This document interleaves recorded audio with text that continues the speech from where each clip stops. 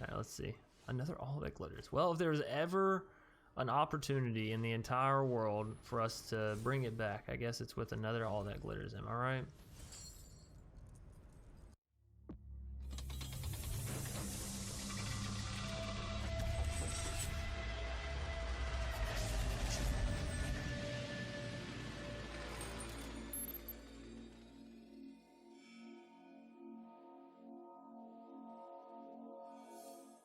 What's up, everybody? My name's Chance. Today we're going to be taking a look at a budget mono white deck that is actually still destroying in standard.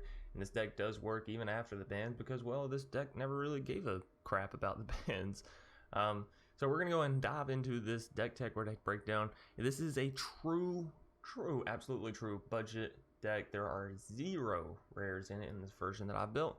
So if you're new to Magic and you're looking to climb through some ranked and you're looking to, you know, maybe hit plat, diamond, mythic, whatever, this is certainly a deck you can do it with. And you know, there are some changes I would make here and there, some things we tested out that didn't exactly turn out so well, but we're about to dive all into that good eats right now. So the premise for this deck is to get down something like a Healer's Hawk, or most notably a Gingerbrute, right?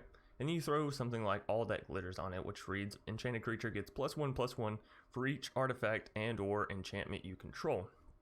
And then, well, you'll notice from the rest of the deck, we have Alseid, we have Transcendent Envoy, we have Angelic Gift, Glass Casket, Banishing Light, you know, all these other artifacts and enchantments. Sentinel's Eyes, which is really great since you can escape it. It's pretty much always going to be on the battlefield on one of your creatures, giving you, you know, vigilance and that kind of good stuff. So again, the premise is you get down these cheap creatures, Gingerbrute, Healer's Hawk, whatever, and then you're basically going to be looking for an All That Glitters plus, you know, all your other auras to stack onto one creature, make it really strong. Or in the case of Gingerbrute, you just make it really strong, and then you pay 1 mana, and it becomes basically very evasive, as it can only be blocked by creatures that also have haste. So, you know, it's not a ton of creatures, and for the most part, if you are running into creatures with haste, it's generally mono red. Sometimes you run into, you know, a questing beast here or there. If that's the case, try to give your Gingerbrute Angelic Gift, or try to make sure your auras line up on your Healer's Hawk, right? Now again, this is a I want to call it an aggro deck, because that's basically what you're trying to do. You're trying to get down your All That Glitters, your Angelic Gift, you know, that kind of stuff onto your creatures as fast as possible. Take out your opponents before they really have the time to, you know, board wipe you or cause you to lose the game because of their like 1 or 2 great rare cards, right? So I would highly recommend, when you go to play this deck, focus in on trying to get in the damage the same way you would with mono red, right?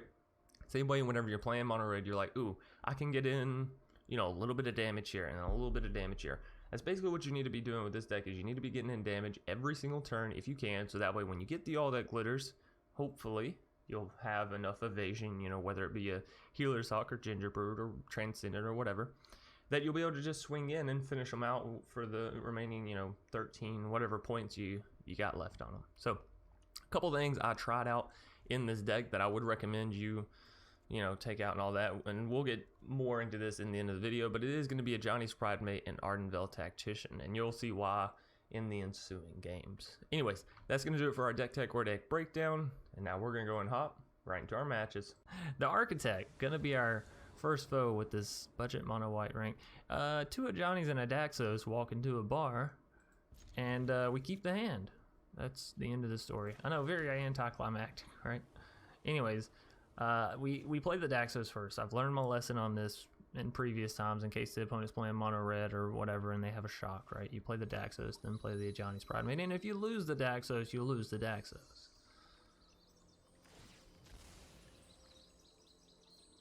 Let's see what they're hitting here with the good old turn 1 Fable Passage.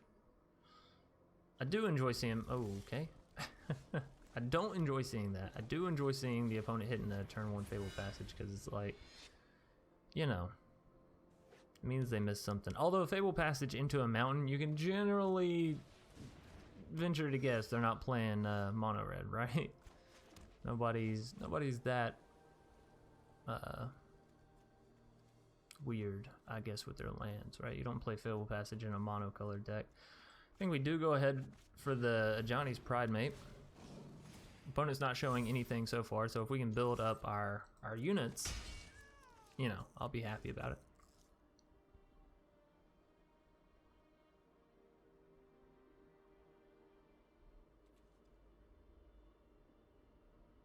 I have to remember, Karametra's Blessing does work on Daxos just innately. It doesn't have to have any auras on it, right? I feel like a lot of times people forget.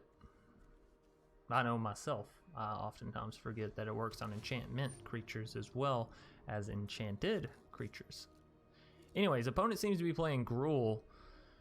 Probably Gruul Embercleave if we were venturing to guess, but I'm gonna say, like, if you're playing that, why not play it in Historic where you have the Burning Tree Emissary? Am I right? They're doing a whole lot of setup. I can say that much for sure. Doing a whole lot of setup. So we're gonna go for another Pridemate. And okay, right. I forgot. Double counters, right? And then a Transcendent Envoy to buff those counters up all the more. And then we'll swing in for an awesome 7 damage. And yeah, opponent's looking at lethal come this next turn if they can't get something down. And depending on what they get down, we may just be able to Glass Casket, or we may be able to Karametra's Blessing our way straight through it, right? So we'll see. But this is why we chose mono white budget, because there's a lot of power to it, you know? It doesn't cost a whole lot. There's not mythic rares, there's not rares. It's simple, uncommons, commons, but it packs quite a punch. Barkhide Troll. Alright. And they get the Scry too.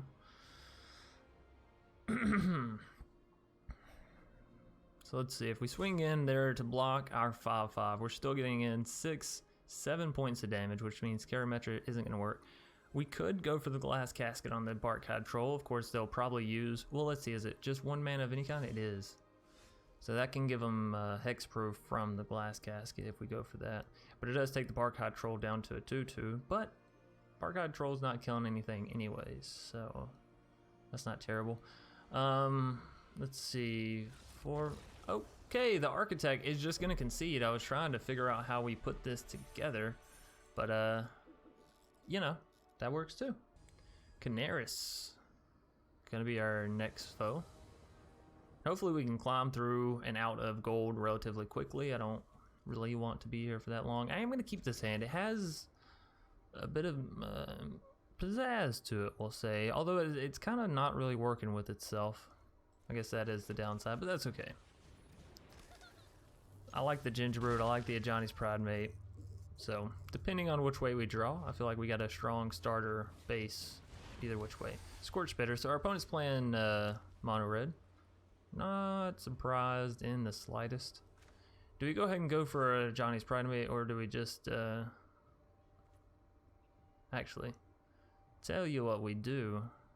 I'll tell you what we do. We skip it. We skip it. I know it seems counterproductive, but we're gonna Ardenvale Tactician, so that way they don't get in any damage, right?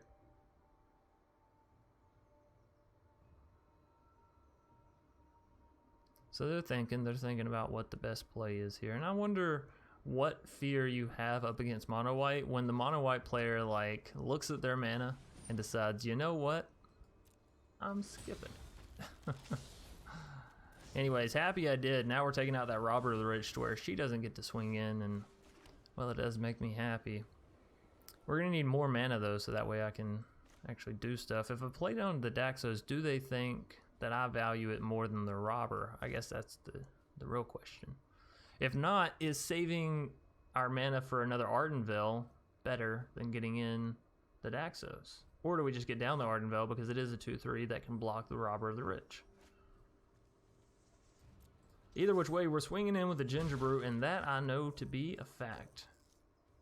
I think we do get down Ardenvale Tactician. It has 3 health, so it's a little bit beefier. It can block the Robber, and it means when we go to play the Daxos, it'll have 4 health instead of just 2. So, you know, given it lives, of course, if they have a shock or whatever, then anything that we played would have died, except for, of course, keeping up the mana for the other Ardenvale, which may have very well been the thing we should have done. Nope, they play an Annex, and they don't get in with the Robber. Now, I'm going to say this. I would like to see some removal, a Glass Casket, a Banishing Light, something along those lines. I'm feeling a little worried with them having an annex and, you know, the mana and the creatures and all that good stuff.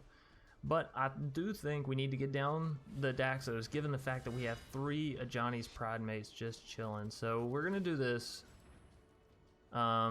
We can't swing with Robber. That was completely wasted. Or with Gingerbrute because of Robber, so... yeah, we'll leave it.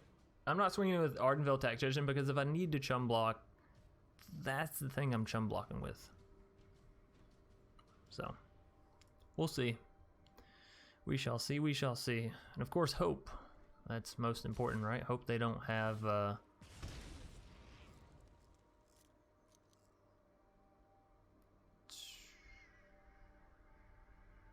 You're always curious when somebody does this. You gotta let it ride. Because if they have Infuriate, if they have the Rimrock, if they have anything along those lines, you just fucked yourself. Lava Coil, there it is, and 10 Street Dodger. Alright, so they're gonna Lava Coil our Daxos, 1000% sure, yeah. Because Daxos gives us life, right? And yeah, these people don't like life. Now I'm tempted to play the Angelic Gift just because it draws us a card, and I can't express to you how much I truly want to land. And we have no signs of gaining life here. So at the same time, we could just...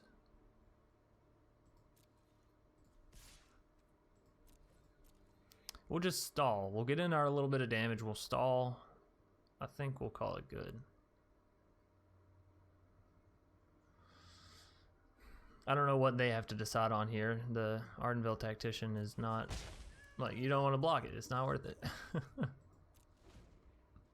Alright, so we are going to tap their Annex and Robber when they go to swing in here, which they were going to swing in regardless. I think we can all be pretty rest assured about that. They're going to get down a 10 Street Dodger. Fervent.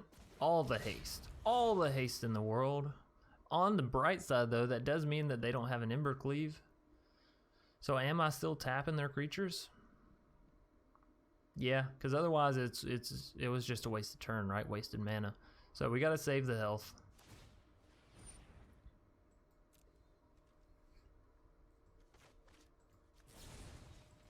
Tap, tap.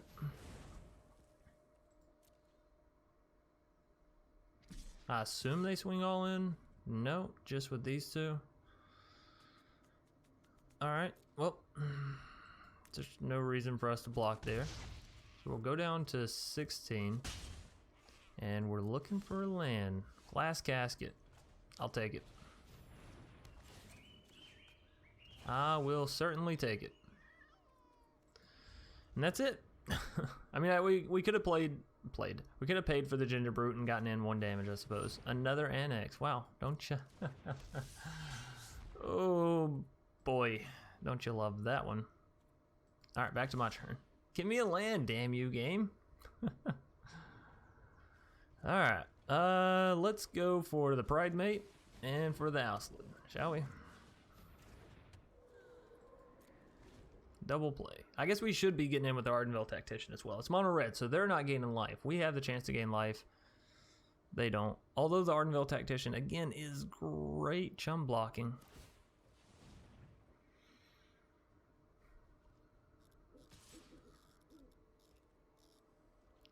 Alrighty.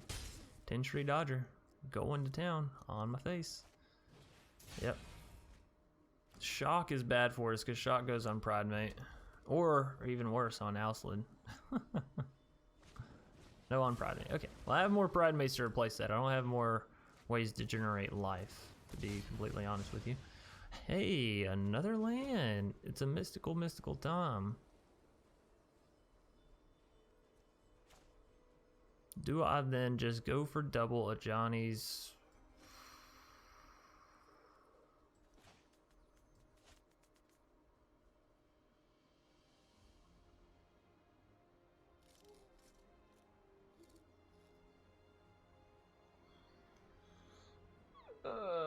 This is difficult.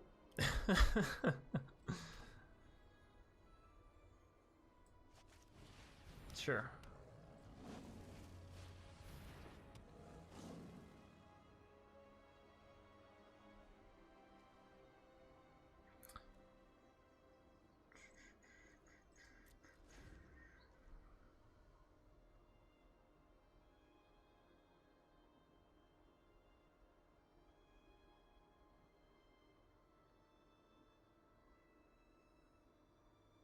Trying to think about our outs here. If we go for an Angelic Gift, like, sure, it puts one of our Pridemates in the sky or puts an Alseid in the sky. But they still have the Robber with Reach, so, like, putting an Alseid in the sky is not the greatest. They now have a Torbrand as well. Yikes. Well, we knew we were going to run into Mono Red. They did get rid of our Daxos, unfortunately, fairly early. Now we're sort of doing the best that we can.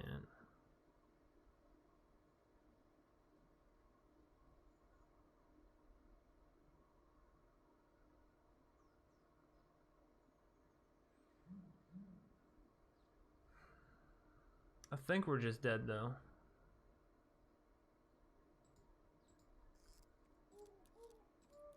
So we're gonna call it a GG.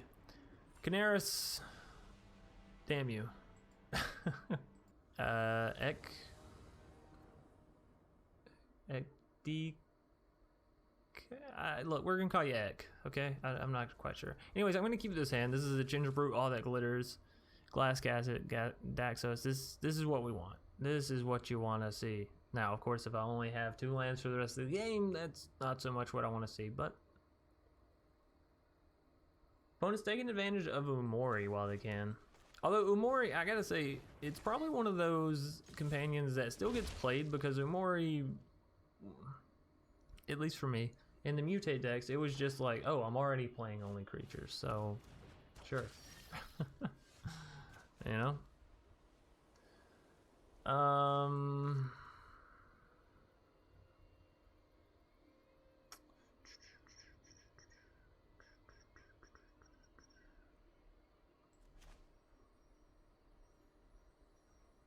want to go for an all that glitters,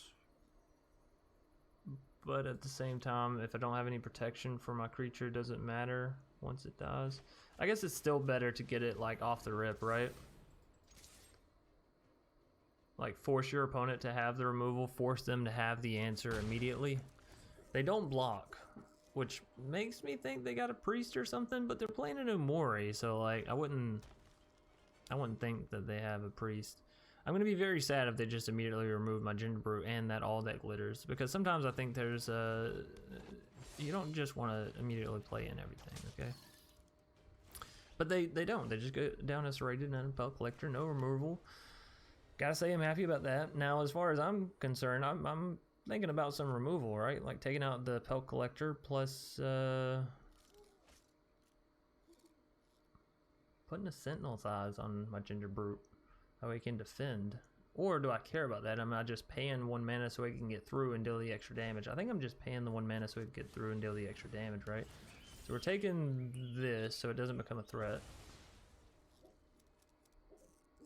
If I play Sentinel's Eyes, it does go up to a 5/5, but at the same time, then they can block me. If they block me, they can gain back 4 health. If they can't gain back 4 health, then I'm just all good. So, we'll swing in. We'll see if that was the right play.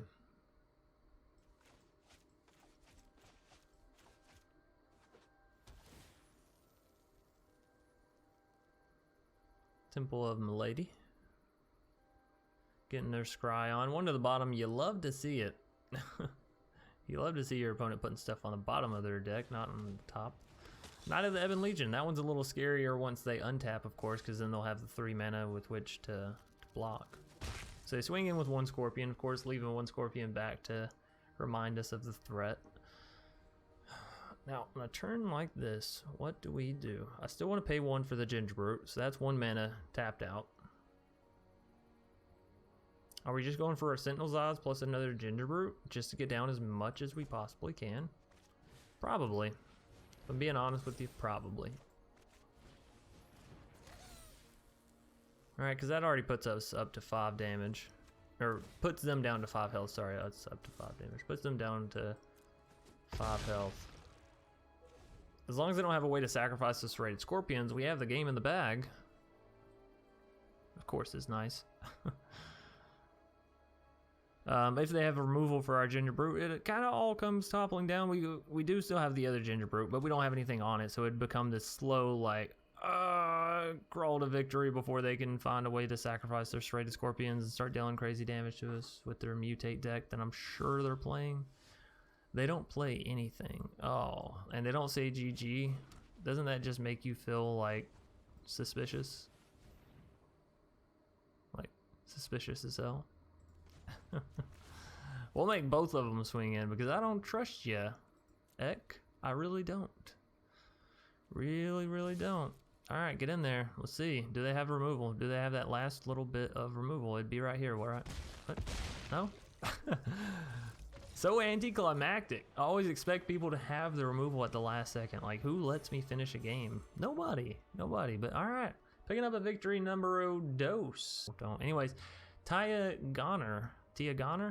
I don't know. It's going to be our first foe.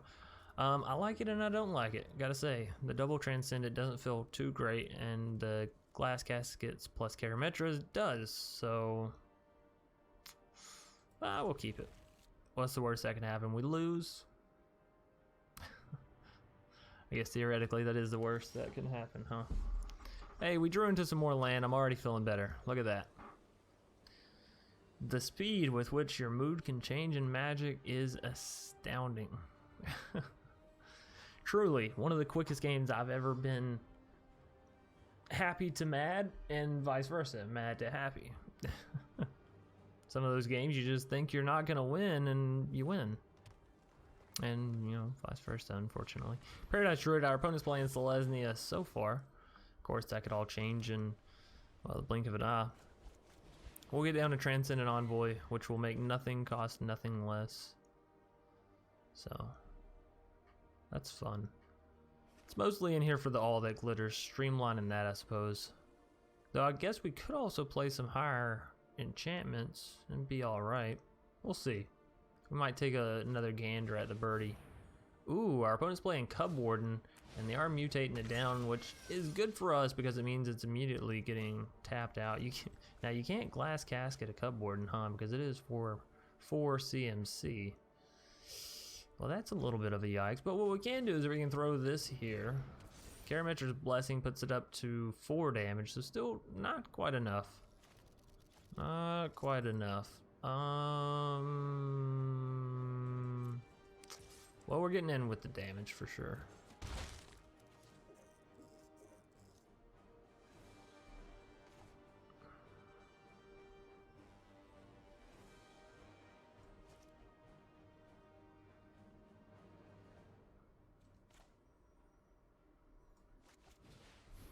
Alright, we're gonna get down to Transcendent Envoy. They're playing Selesnya colors, so I'm hoping that they don't play removal.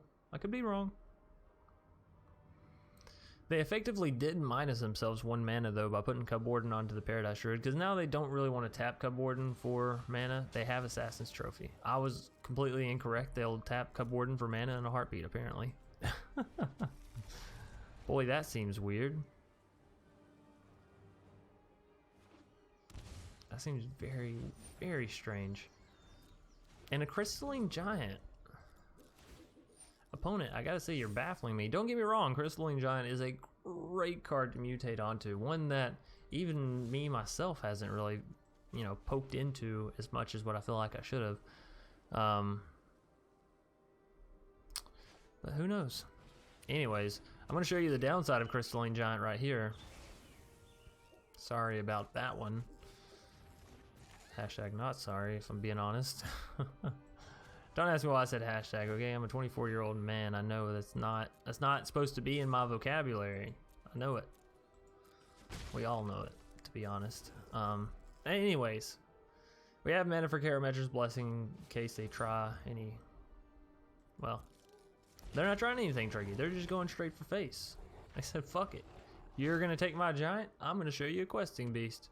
It's a very interesting Abzan Mutate deck they have here. I like it, kinda. If it wasn't so aggressive at my own face, I think I would like it a lot more, you know? Doo-doo, doo-doo, doo-doo, doo-doo, my turn. So we can't Glass Casket the Questing Beast. We can't Karametra's Blessing. We could Chum Block with the Healer's Hawk if it was big enough, but unfortunately it's not. I guess we could Chum Block the Cup Warden with the Healer's Hawk. That does that. But we're still at the weird predicament. I think we are still sending in the Gingerbrute. I think we're killing the other small kitty cat with our Transcendent Envoy, and I think we are blocking the Cup Warden with our Healer's Hawk to send it to the graveyard and then hopefully get back the Sentinel's Eyes and, you know, maybe do some stuff from there. Right, I completely forgot about that number. Whoops. That just becomes a whole oops. JK, now we get this back, right? Would I rather it be a 2-3 or a 2-2? Yeah.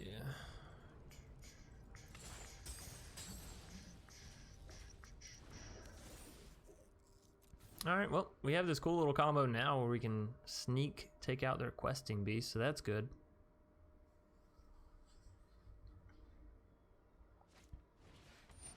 Gray's hair. Cool beans, cool beans.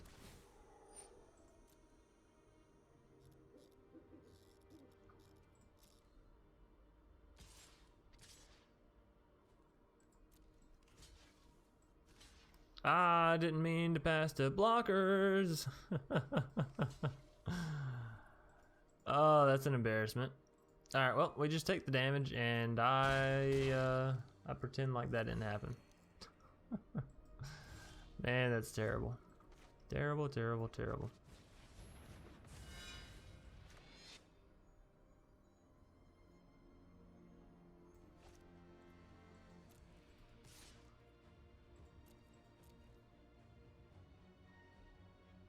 Alright, so we'll at least gain a little bit of life here.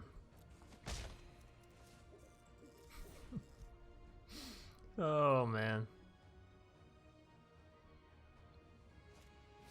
I always know what I want to do in Magic. It's just a matter of like, hey, could I just tell someone this is what I'm doing? And then when it comes proper time, somebody else comes out and it's like, hold up, let me, all right, there you go. This is what he wanted to do. I swear I know what I'm doing. It's just the passing down here is like, it happens. So they're swinging in with the 3-5. I gotta say, I'm not too happy about that. But we just block with the 2-6, yeah?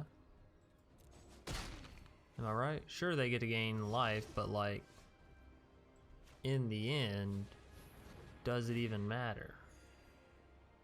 Yes, that's a Linkin Park song. I think I gotta give in. I don't love it. I really don't, but I don't want that Gideon Blackblade to start exiling my stuff, if I'm being honest. So, yeah. Let's get him. Boys and girls, attack. That was a good hit. Healer Hawks of all shapes and sizes. Alright. Are they sending their questing beasts in? Bum bum bum. They have to know that we have a Karametra's Blessing, right? Like, that has to be at the forefront of their mind. They have to be like, yes, this is what they're doing. Zero doubt about it. Alright, so before I pass the blockers, now we Karametra's Blessing. We pray they don't have another Assassin's Trophy. We block here. We kill the questing beast. Beautiful. I don't know why I haven't been swinging it with my Transcendent Envoy, to be completely honest. Like it's gonna do something up here. Oh, and of course the opponent plays yet another questing beast. Because that's the beautiful thing about legendaries. He says as he draws into another legendary of his own. Alright, well let's get him. Kill the Gideon. I am not quite indestructible. We can't block questing beasts with Daxos, which is a real downside of having two Daxos, to be completely honest. is not being able to chum block away one of them. But that's okay. We're surviving a lot longer in this game than I thought we would, if I'm being completely honest. But it appears as though Abzan Mutate's running out of gas a little bit. Now, I say that, don't let me bite my tongue, and next turn they draw into a... Well, they can't cast an Ethroid, can they? Next turn they draw into something really big and awesome and scary, you know? So we block with the Daxos, we take the 4 on the face. Take the 4 all over the face, basically. Because the face is the place. Just another Glass Casket. Hey, can I find one of those? They're special. They're called Banishing Lights, right? I think they also exist within my deck somewhere. If you would like to toss me a copy of it, Magic, I wouldn't be upset. Or you know, one of those magical creatures that gains counters off of lifelink, I would be happy with that one as well. We're getting a little low though. And I gotta say, we're busting on the things that I need. Now, granted, we are playing a budget deck, so we're playing with a bit of a ooh.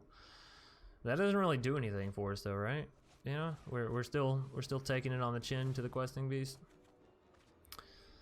Well, I mean, Gingerbrute does allow us to gain some life, some more life, I suppose, and it doesn't allow us another access point. I always think it does, but you know, there's questing beast which just does a thing.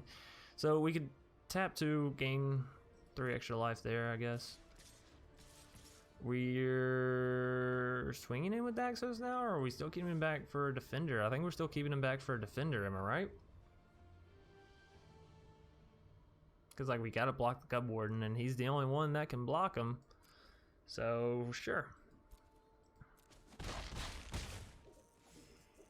Our opponent is gaining life quicker than us, just so we're all clear. This isn't something that we're catching up to them in. This is something that we're falling behind in, okay? You just leave my stuff alone, and we'll be all right. Tia Goner. Don't do it. Oh. Uh-oh. Uh-oh. Are they destroying one of our Glass Caskets? Are they taking out our Sentinel's Eyes? Are they destroying our Angelic Gift? What is happening? Glass Casket is becoming a victim of another mutated creature. I'm not gonna lie, we're probably just gonna Glass Casket the Crystalline Giant again. So, you know, not too big of news. Not that the game's changed. Oh, yeah, I bet they're like, woohoo, I got a flyer. Of course, they also now have a reach creature, which I'm not too happy about that one. Alrighty then. Yep. Yep. Am I going to go ahead and sacrifice the Gingerbrute? Sure. Because even if I put in all that glitters on it, they have the questing beast that just sort of blocks it. Now we have a Karametra's Blessing once more, and we can do some shiesty shit to take out their other questing beast. Or we can take out their Gem Razor, which has reach and makes it to where we can't swing in. Of course, if we're doing that, then we're missing the chance to, well, again, kill their questing beast. So I guess we just wait. We wait and we watch and we wonder if this game is ever going to end, if Chance is ever just going to actually give up. Right? I feel like that's what this has turned into. Will I give up or not? The answer is not. It's just generally how I roll. See, here's the thing. You don't have trample. You're gonna hurt, right? You're gonna kill a Transcendent Envoy, but you don't have trample. And so that's my reasoning there. So we're taking out another questing beast. Daxos is gaining us a little bit of life. Opponent's gaining a whole lot of life. But at the end of the day, I gotta say I'm still happy with how it turned out. We took out the questing beast, and then they're gonna... No! You monster! You absolute monster.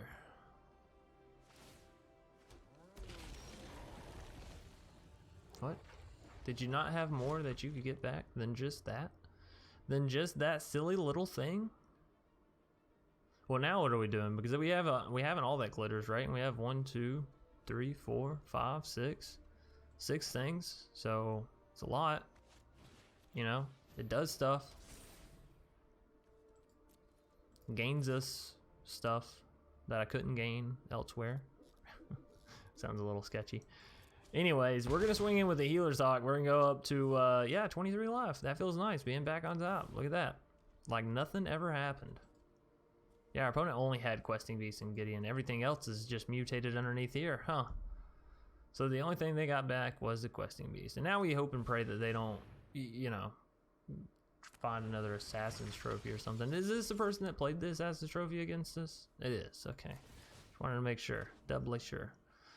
They're gonna start creating a whole cat army, which is, yeah, it's catastic. It's gonna be a catastrophe, whatever. You get the pun I'm trying to make. Oh yeah, you're just gonna keep swinging it with your Questing Beast, huh? Like that ain't old news. Nethroi too? You spicy. And that's it. Alright, well, I'm gonna show you a little trick here. We're gonna block there.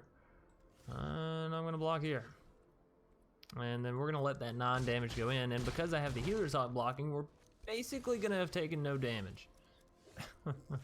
Hey look, another land joins the party. Well, thank God. I was just thinking how I was low on land, but now I'm replenished. So we're taking our opponent down now to 23, and we're going up to 32. Boy, riveting magic. The flipperoo, the switching, the back, the forth. We are one card lower than them, so unfortunately, if it comes down to a mill game, which would take 38 more turns of millage, 39, I guess, then I guess we lose.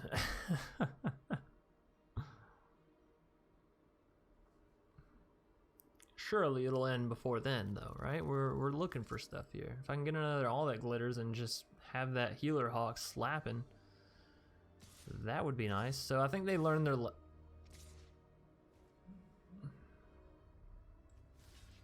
you know, Taya, I was trying to vouch for you here and say that you learned your lesson to not swing in with the 1/1s, because all it does is allow me to replenish the health that you're dealing in with your Death Touchers. But obviously, I was wrong. Now comes the tricky part of, do I put an All That Glitters double on the Healer's Hawk? You know what I mean? Do we go all in on it? Or do we split it up and toss it onto a Daxos?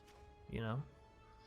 I say we go for the Healer's Hawk because it has the Vigilance and because, well, I'm really the all-in kind of guy. So, I'm sold. 18 damage to the face. They're going down to 12 health. We are praying they don't hit Assassin's Trophy. And, well, they're going to gain 9 health, which is kind of unfortunate, kind of not unfortunate, right? I guess they could gain more than 9, right? If they swing with the Gem Razor, that keeps them alive. Damn, should have been swinging in with this Transcendent Envoy all along. Chance, you fucked it. Well, let's see. What does their Auspicious Sterix draw? 4 things. Ooh. That could be scary. Did they just hit a Cavalier of Thorns? You son of a bitch. Who plays Cavalier of Thorns in their Abzan Mutate deck? You monster. Alright.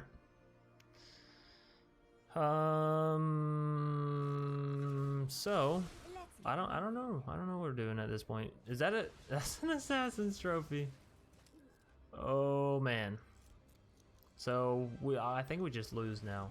I think we gave it our all. We got close. But I think that is truly a GG. I don't want to early GG him again because, you know, I remember last time. But yeah, I think that's a GG. Alright, let's see. Another All That Glitters. Well, if there's ever an opportunity in the entire world for us to bring it back, I guess it's with another All That Glitters. Am I right?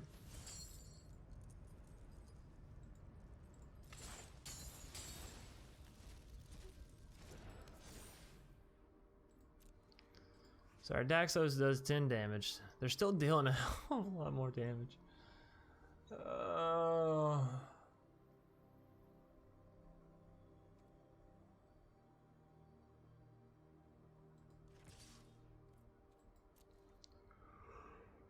I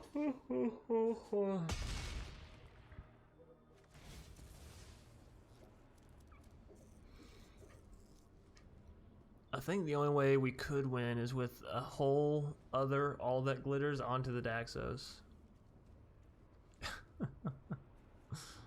And even then, I think we would be off by a few points. Oh man. Alright.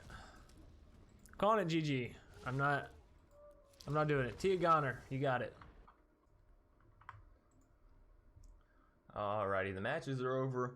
And, you know, pretty much as I said, the deck performs very, very excellent. I think it could have performed even better had I made these changes that I'm about to show you right now, right? And that's obviously why I do this at the end of the video, so that anyone that's very serious about the deck, you don't have to just copy paste this version that I have and hope it does well for you. I hope that it plays to your taste, as I'm about to go over some cards and sideboarding options that you can, you know, swap out interchangeably for a lot of the pieces. So, as I said in the beginning in the deck tech or deck breakdown, I really don't like the Ajani's Pridemate and Ardenvale Tactician. I was trying something out. You know, we have the healer's talk and we have a decent bit of way to gain life with the Daxos. Personally, it didn't turn out to be good enough. It just didn't hit hard enough, you know, and every time you throw down a Pridemate, well, pretty much a shock follows it, right? It's very, very rare that you get down to Pridemate and people don't just absolutely prioritize it to get it off the battlefield, pretty much. So, taking a look over here in our sideboard, if you're looking to remove these cards and make it more, you know, artifact enchantment based, I would highly, highly recommend going for something like Solid Footing, Glaring Aegis, and Sentinel's Mark. Now, the reason I say this is Solid Footing, damn it, almost made it all the way through a video without doing that. Anyway, Solid Footing has flash. You can bring it down on your opponent's turn, which is really, really nice.